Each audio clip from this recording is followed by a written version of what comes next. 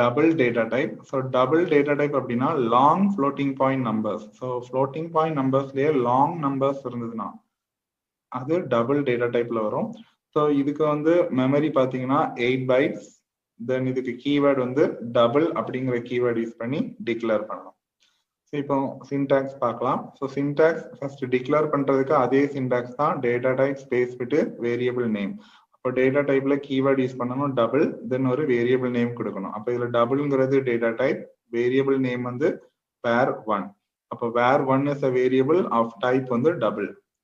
தென் இதே இதுல இனிஷியலைஸ் பண்றேன், சின்டாக்ஸ் வந்து சேம் தான், டேட்டா டைப் ஸ்பேஸ் விட்டு variable name is equal to value. அப்ப நான் எக்ஸாம்பிள் கொடுக்கும்போது டபுள்ங்கிற கீவேர்ட் யூஸ் பண்ணி வேரியபிள் நேம் யூஸ் பண்ணி some long floating point number வேல்யூவை அசைன் பண்ணணும். ஸோ அப்போ இங்க var1 is a variable, type வந்து டபுள், அதுல வந்து ஒரு லாங் ஃப்ளோட்டிங் பாயிண்ட் நம்பரை நான் அசைன் பண்ணியிருக்கேன்.